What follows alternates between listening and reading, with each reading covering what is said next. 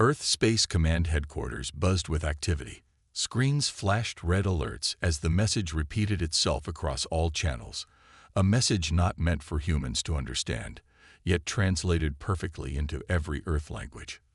Lieutenant Frank Miller stared at the screen, eyes wide. "Sir, we're getting it on all frequencies."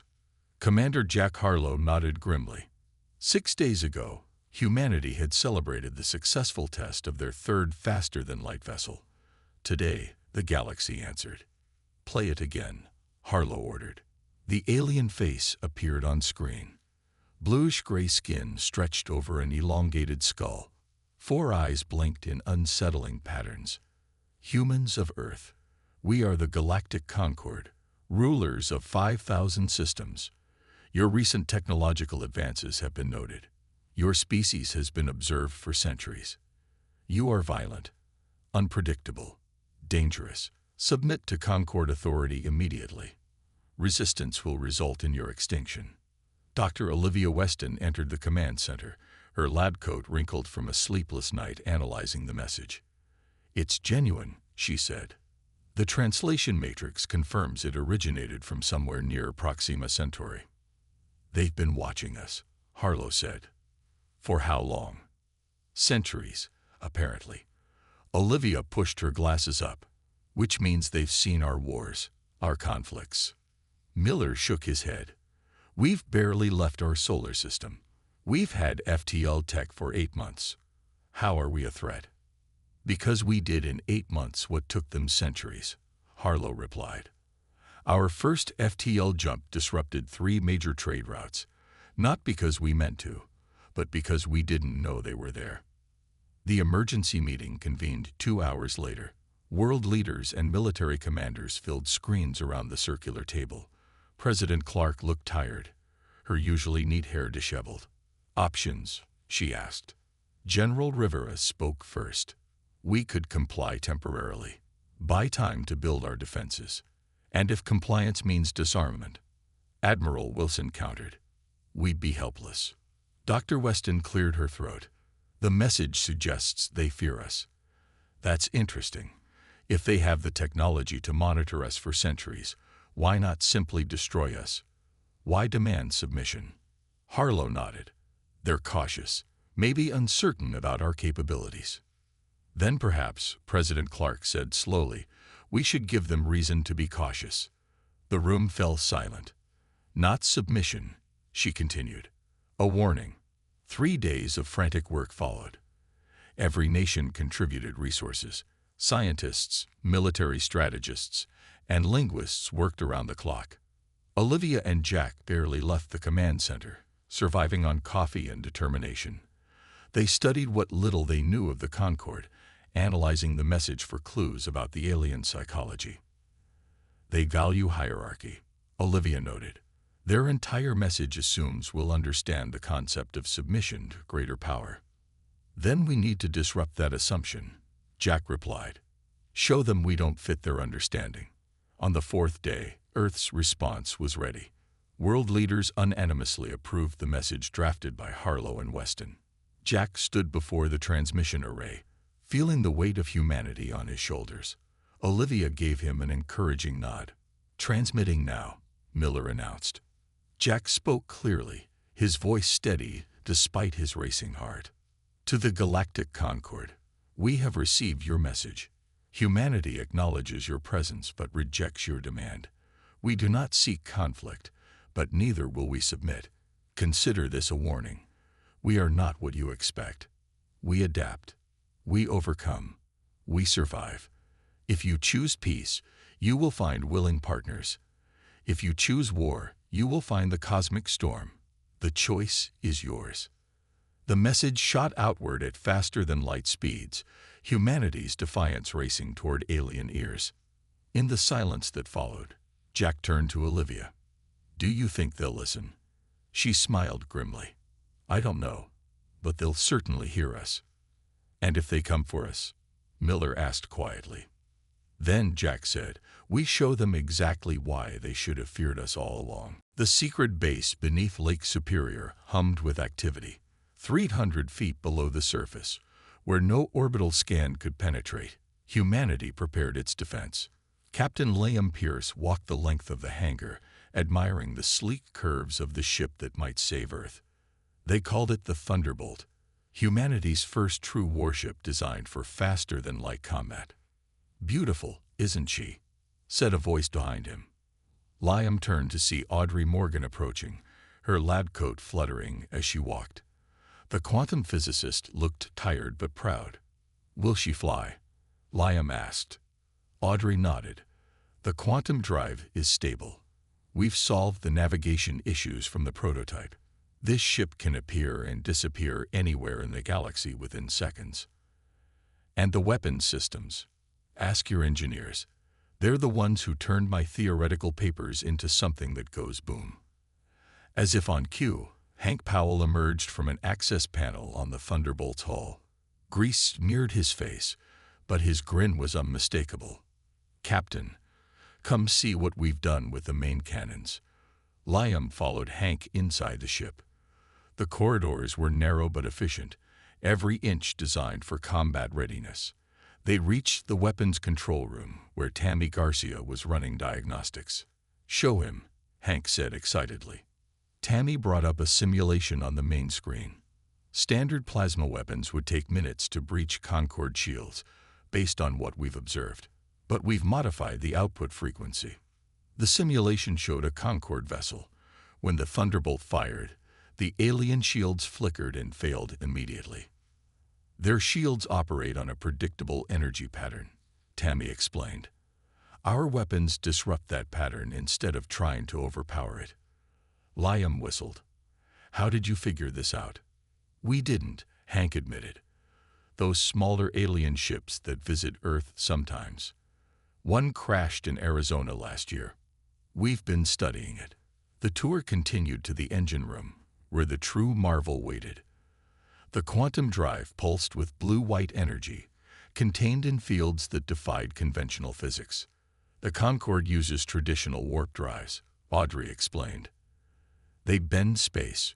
We step outside it entirely. That's why they didn't see us coming. They were looking for distortions in space, not exits from it." Liam ran his hand along the control panel. "And the armor?" Tammy smiled proudly. "Adaptive metamaterials. The outer hull learns from attacks and restructures itself to resist them better next time. In other words," Hank added, "the more they shoot us, the tougher we get." Later that day, Liam reported to Admiral Daniel Kelly in the command center. Maps of local space filled the screens, with Concorde positions marked in red. "The Thunderbolt is ready, sir," Liam said. "And the fleet?" Admiral Kelly nodded. 6 ships with quantum drives. Not as advanced as yours, but they'll serve. The rest of our vessels are being retrofitted with the new weapon systems. Will it be enough? Against their entire fleet? No, but enough to make them think twice. Kelly manipulated the display, showing a space station at the edge of the solar system. "This is where we'll meet them. Neutral ground. And if negotiations fail, then we show them what humans can do when cornered." Kelly's face hardened. "The quantum communication system is the key. If Dr. Morgan's invention works as promised, our ships can coordinate attacks faster than their neural networks can respond." Liam studied the battle plans. "They think we're primitives who got lucky with FTL technology." "Yes," Kelly agreed. "And that misconception is our greatest weapon." He pulled up an image of the alien message. "They called us violent, unpredictable, and dangerous. Let's show them they don't know the half of it." As Liam left the command center, he passed a window overlooking the hangar. Below, technicians swarmed over 5 more ships in various stages of completion. Humanity was preparing for war while hoping for peace. Either way, the galaxy was about to learn a harsh lesson about underestimating Earth. The space station hung in the void between Earth and Mars, a neutral meeting ground constructed hastily for this historic encounter. Its plain metal corridors and sparse furnishings reflected the rushed nature of its assembly, but it served its purpose. Lieutenant Amy Foster adjusted her uniform one last time before the airlock. Behind her stood Captain Liam Pierce and Dr. Olivia Weston, Earth's chosen representatives. Remember the plan, Amy said quietly. I do the talking. We stay calm no matter what they say. The airlock hissed open, revealing 3 aliens from the Galactic Concord. The central figure stood taller than the others, its blue-gray skin adorned with metallic ornaments that seemed to indicate rank. 4 eyes blinked in an unsettling pattern. I am HFY, senior diplomat of the Concord, the alien said, its mouth not matching the words that emerged through translation devices. You have rejected our generous offer of protection. Amy stepped forward. I am Lieutenant Amy Foster of Earth. This is Captain Pierce and Dr. Weston. We thank you for meeting with us. The aliens entered the conference room, moving with fluid grace that betrayed their comfort in varying gravitational conditions. They seemed unimpressed with the human delegation. Your response was unexpected, HFY said, settling into a specially designed chair. Most species understand their place when contacted by the Concord. Humans value their independence, Amy replied carefully. We seek friendship, not subjugation. The second alien made a clicking sound that the translator didn't catch. Your species has existed for a mere moment in cosmic time. You've spent most of it fighting yourselves. Now you possess faster-than-light technology you barely understand. You are dangerous children playing with fire. Olivia leaned forward. With respect, we understand our technology better than you might think. Impossible, the third alien stated flatly. Our scientists have studied the principles of space travel for 50,000 years. Your kind discovered electricity barely 2 centuries ago. Liam's hand tightened on the table, but he kept his face neutral as instructed. The meeting continued for 2 hours, with the Concord representatives growing increasingly condescending. They detailed the benefits of human submission, limited self-governance, cultural preservation under supervision, and restricted technology use. And if we continue to refuse? Amy asked. HFY's 4 eyes narrowed. Then we must contain the threat you represent, not out of malice, but necessity. At that moment, the station shuddered slightly. A light on Liam's wrist device flashed green. What was that? Demanded the second alien. Probably just station stabilizers, Amy said smoothly. This facility was constructed quickly. Another tremor, stronger this time. The aliens looked nervous. Perhaps we should continue this discussion another time, HFY suggested, rising. Before you go, Liam said, speaking for the first time, you might want to see this. He activated a holographic display in the center of the table. It showed the space around the station. A Concord warship had been stationed nearby, a not-so-subtle threat during negotiations. The display now showed that ships surrounded by 6 human vessels that had appeared from nowhere. Impossible, whispered HFY. Our sensors would have detected them. As they watched, one of the human ships fired a single pulse. The Concord vessel's shields failed instantly. Another pulse disabled its engines. What is this? The second alien was on its feet now, voice rising. A demonstration, Amy said calmly. Your ship is undamaged beyond its shields and propulsion. Its crew is unharmed. They are being tractored to safety as we speak. HFY's skin paled to a lighter blue. How did you bypass our defenses? How did your ships appear without detection? Perhaps, Olivia suggested with a small smile, we understand our technology better than you thought. The aliens conferred rapidly in their own language, clearly alarmed. This meeting is concluded, HFY announced. The Concord will reconsider its position. As the aliens retreated hastily toward their shuttle, Amy turned to her colleagues. Well, she said quietly, I believe we've made our point. Liam nodded. For now. But this is just the beginning. The news spread across the galaxy like wildfire. In taverns and trading posts, on colony worlds and ancient homeworlds, aliens of all species whispered about what had happened. Did you hear? A tentacled merchant asked his customer on the desert world of Karis Prime. Humans disabled a Concord warship without firing a single destructive shot. Impossible, his customer replied, but her inner eyelids flickered with excitement. On the Concord Capital World, the High Council gathered in their circular chamber.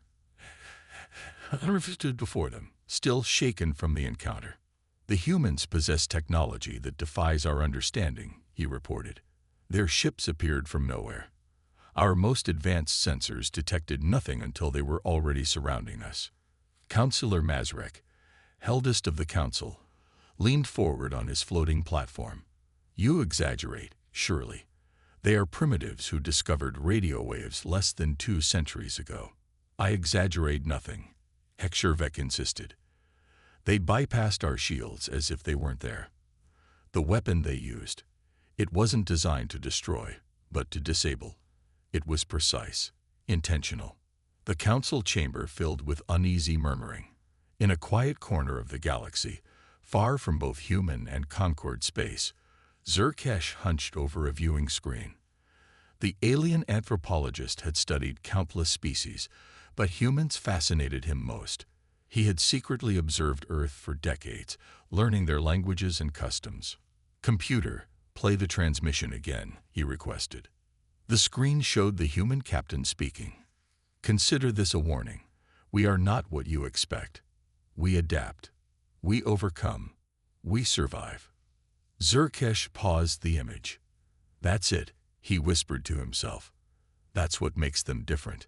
He began composing a message to colleagues across the galaxy. Other scholars who studied emerging species needed to understand what the Concord had stumbled upon.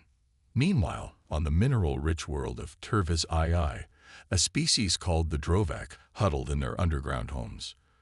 Conquered by the Concord centuries ago, they worked the mines under harsh conditions. Their leader, Grell, had just received an encrypted transmission containing footage of the human demonstration. Could it be true?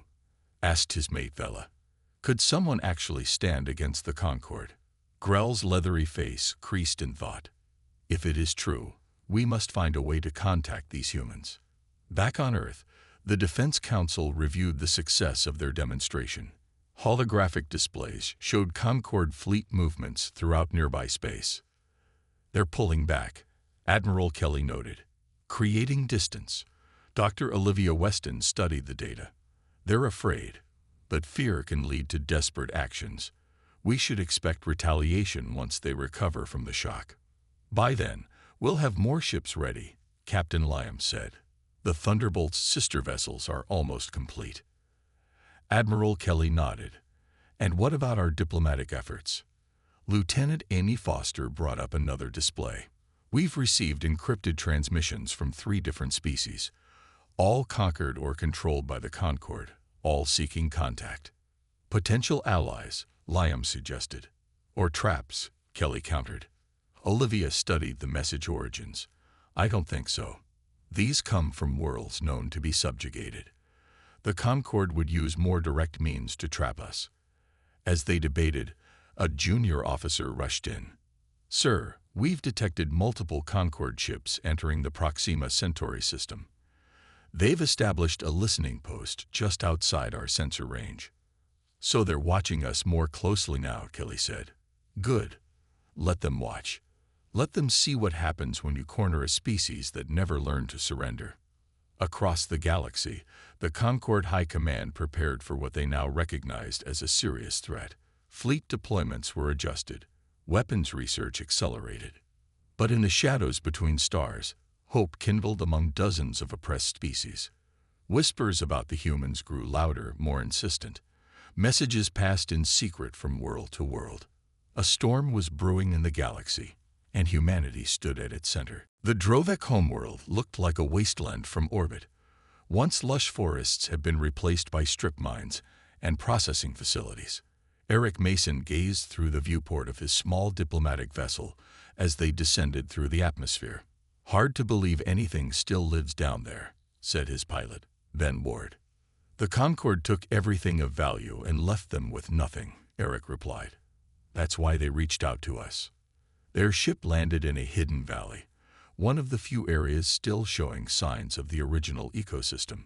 A group of Drovak waited. Tall, leathery-skinned beings with 4 arms, and large, sensitive eyes adapted for the dim light of their cavern homes. Grull, the Drovik leader, stepped forward. "Welcome, humans. We risk much by meeting openly." Eric extended his hand in the human greeting he had explained in their communications. Grull copied the gesture awkwardly with his upper right arm. "The risk is shared," Eric said, "but necessary if we're to build trust." Inside the underground meeting chamber, representatives from 2 other species had already arrived. The insectoid Verex and the crystalline Lumi sat at a rough-hewn table. Both came from worlds conquered by the Concord generations ago. "We have all suffered under Concord rule," Grull began, "but never before has there been hope of resistance." The Lumi representative shimmered as it spoke, light patterns rippling across its crystalline surface. "How can we be certain humans won't become another Concord if victorious?" Eric had anticipated this question. "We don't seek dominance. Earth was nearly destroyed by our own wars before we learned better. We want a galaxy where each species determines its own path." Back on Earth, Dr. Samantha Wells worked frantically in her laboratory.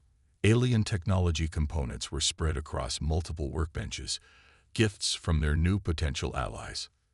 "This is remarkable," she told her assistant.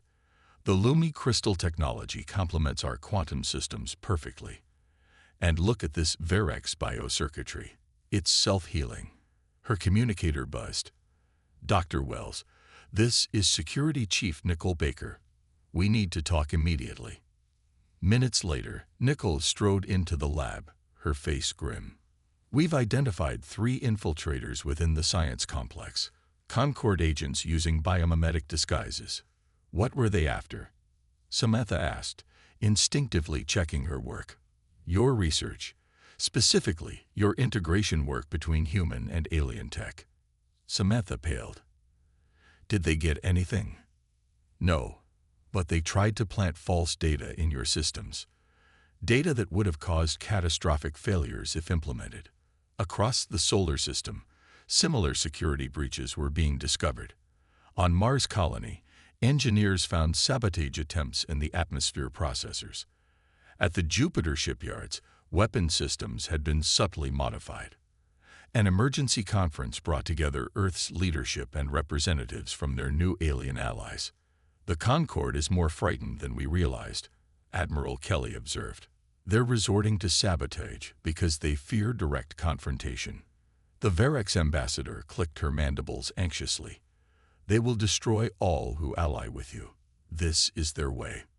"Then we protect each other," Nicole Baker said firmly. "My security teams have already adapted the Lumi crystal detection grid to identify biomimetic disguises. We're implementing it everywhere." Grull nodded his massive head. "And the Drovak will share our stealth mining techniques. We've hidden resources from the Concord for generations."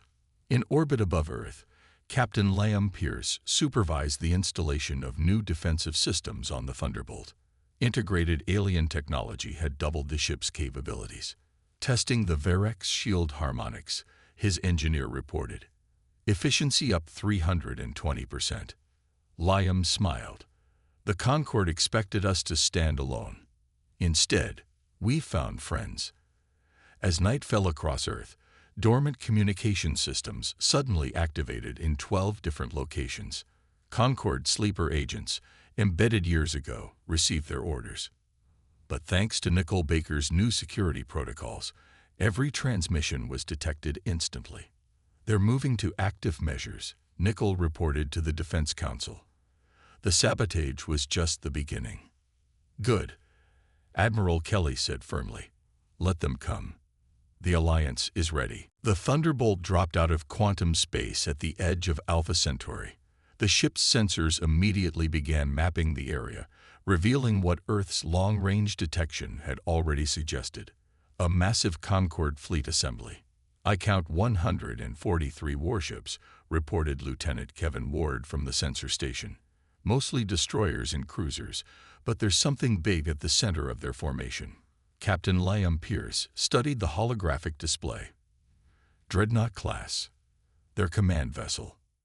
The Thunderbolt hung in space, cloaked by its advanced stealth systems. The Concorde ships showed no signs of detecting their presence. Recording all ship positions and configurations, Kevin said. Transmitted to Earth via quantum link. Back at Earth Command, Commander Greg Russell received the data. A veteran naval strategist, Greg had been tasked with coordinating Earth's defenses across multiple star systems. The map room around him updated in real time, showing the Concorde's growing military presence. They're establishing staging grounds, he explained to Admiral Kelly and the assembled War Council. 3 major fleet concentrations within striking distance of Earth and our allied worlds. A representative from the Lumi sparkled with agitation. The formation near Gamma Hydri threatens our homeworld directly, and the fleet at Proxima Centauri could reach Earth in days using conventional drives, Admiral Kelly added. Greg zoomed in on the display. But look at their positioning. They've never faced an enemy with quantum drive technology. Their formations are designed to counter conventional FTL approaches, meaning we can appear inside their defensive screens, Samantha Wells said, understanding immediately. Exactly. Their entire battle doctrine assumes they control when and where engagement happens. On the outskirts of human space, a small mining colony on an asteroid belt received an urgent warning.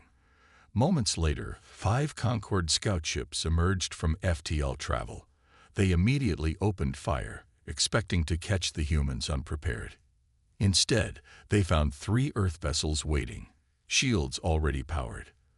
The brief battle ended with 2 Concorde ships destroyed and 3 retreating with heavy damage. Similar skirmishes erupted across the border regions.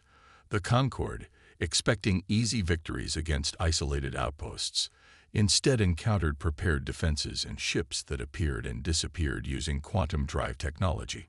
In the Drovec system, a major Concorde assault fleet approached the homeworld. The planet appeared defenseless, until the fleet entered the orbit zone. Hidden defense platforms, built with combined human and Lumi technology, activated simultaneously. Precision strikes disabled the engines of 20 Concorde ships before they could react. The remaining vessels retreated in disorder. Another victory, Greg Russell announced to the War Council, updating the strategic display. But they're learning. Each engagement, they adapt their tactics.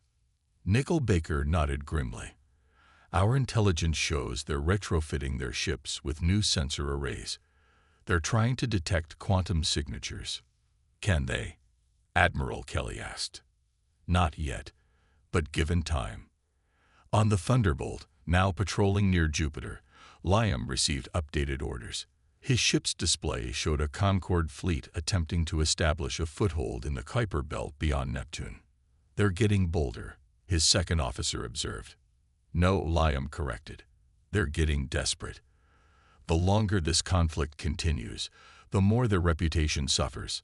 Other subject species are watching closely. The Thunderbolt vanished in a flash of quantum energy, reappearing at the edge of the solar system. 2 other Earth ships joined them, taking formation for the coming engagement. Across the galaxy, the pattern repeated. The Concorde, accustomed to overwhelming force and easy victories, found themselves facing an enemy that refused to fight conventionally. Human ships struck from impossible angles, disappeared before countermeasures could target them, and prioritized disabling rather than destroying enemy vessels. In the Concorde High Command, panic was setting in. These humans, growled Supreme Commander Vexcal, fight like no species we have ever encountered. His subordinate lowered all 4 eyes in deference. Perhaps, Commander, that is because no species has ever forced them to reveal how they truly fight. The storm clouds of war had gathered. Now, the lightning was about to strike. The Concorde capital world of Nexus Prime glowed like a jewel in space. Massive orbital platforms surrounded the planet, each housing thousands of warships. For 10,000 years, no enemy had dared attack this fortress world. Until today, Captain Laura Jenkins stood on the bridge of the Stormfront, Earth's newest quantum drive vessel. Her crew, a mix of humans and allied species, worked with practiced efficiency. All ships report ready, Captain, said her first officer, Ryan Beck. Laura nodded. Begin Operation Thunderclap. Across the Nexus system, 40 Alliance ships appeared simultaneously from quantum space. They'd materialized directly between the defensive platforms, in zones the Concorde had thought impossible to reach without triggering proximity alarms. Target the communication hub, Laura ordered. Precision strikes only. The Stormfront fired its main weapon. The beam cut through space, striking the central communication nexus that coordinated the Concorde's vast military network. Alarms blared throughout the Concorde High Command Center. Supreme Commander Vexcal watched in horror as system after system went dark. "Impossible," he roared. "How did they penetrate our defenses?" Multiple quantum signatures detected. A subordinate reported, panic evident in his voice. "They're everywhere at once." The Concorde launched hundreds of ships in response. But without their central communication network, coordination failed. Vessels crashed into each other as conflicting orders spread confusion through the ranks. Laura's voice remained calm despite the chaos unfolding around her ship. Phase 2. Target their shield generators. Throughout the system, Alliance ships struck with surgical precision. They disabled rather than destroyed, following the strategy that had proven so effective. Within hours, Nexus Prime's orbital defenses lay paralyzed. "The planet is defenseless," Ryan reported. Laura opened a channel to all Alliance ships. "Remember our objectives. We are not conquerors. We are liberators." Across the galaxy, the pattern repeated. Key Concorde worlds found their defenses neutralized by swift, coordinated strikes. The Alliance targeted military and control systems while avoiding civilian casualties. On the Drovek homeworld, Graal led his people in overthrowing their Concorde overseers. Similar uprisings occurred on a dozen subjugated worlds as news of the Alliance's success spread. In Earth's command center, Admiral Kelly received the reports with grim satisfaction. "The Lumi homeworld is free," Greg Russell announced. "The Varex colonies have overthrown their Concorde governors." Nickel Baker studied her intelligence feeds. "The Concorde fleet is in disarray. Without their communication hub, they can't coordinate across systems." Dr. Samantha Wells entered, her face flushed with excitement. "The integration of Lumi crystal tech with our quantum systems is complete. Every Alliance ship now has triple the effective range." The final battle came 3 days later. The remaining Concorde forces gathered at their secondary command center near the galactic core. Nearly 1,000 ships formed a defensive sphere around the station. The Alliance fleet appeared simultaneously at 100 different points around and within the Concorde formation. The battle lasted less than an hour. Supreme Commander Vexcal himself sent the surrender signal. 2 days later, Laura Jenkins stood in the Grand Council chamber of Nexus Prime. Representatives from 27 species gathered to witness the historic moment. Vexcal approached the central podium, his once proud posture now humbled. "The Galactic Concorde acknowledges its defeat. We seek terms." Laura stepped forward. "The Alliance does not seek your destruction or subjugation. We demand only freedom for all species and recognition of sovereign rights." The peace accords were signed that day. The Concorde would continue to exist, but as a cooperative body rather than a conquering force. As Laura returned to her ship, she found Zerkesh waiting in the docking bay.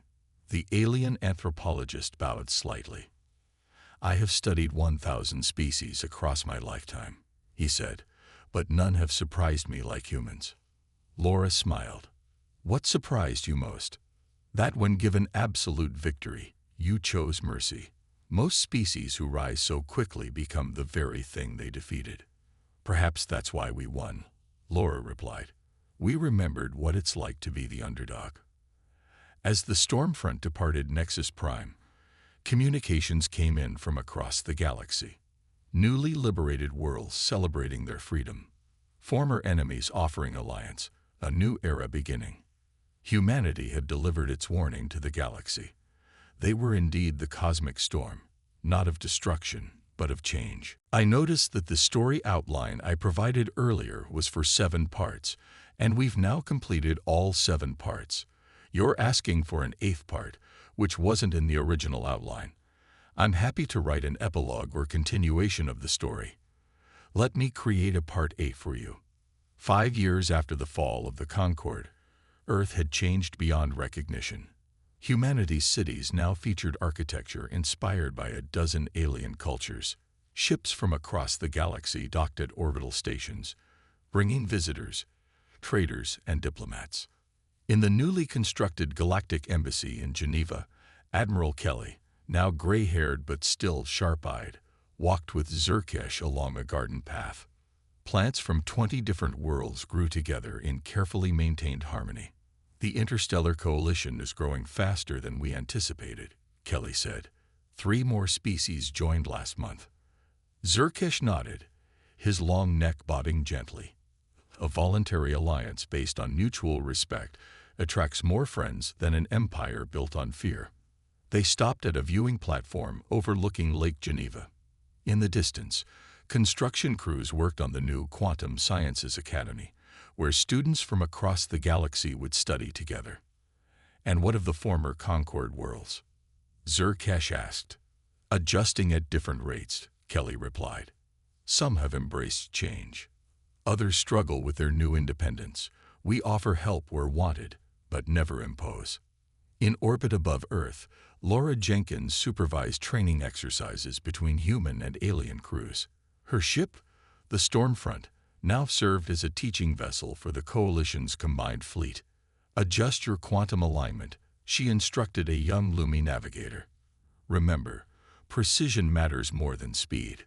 The Coalition fleet moved in perfect formation, ships of varied designs and origins working as one. What had begun as a military alliance had evolved into something more, a shared commitment to mutual protection and exploration. On the former Concorde capital of Nexus Prime, Eric Mason met with the new Concorde Council, now a democratic body with representatives from all member worlds.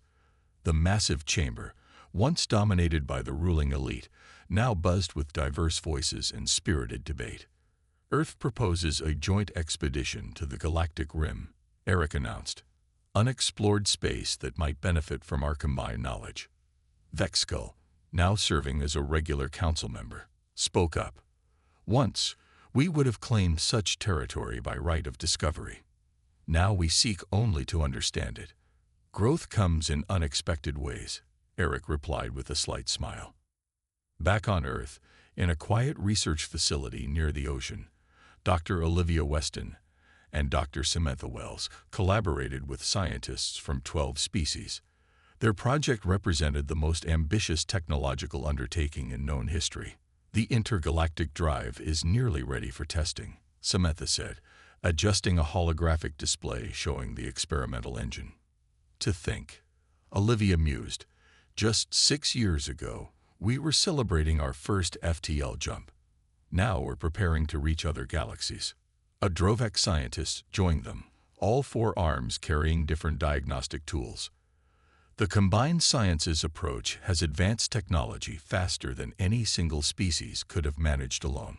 In the asteroid belt between Mars and Jupiter, Captain Liam Pierce oversaw the construction of the Coalition's new flagship.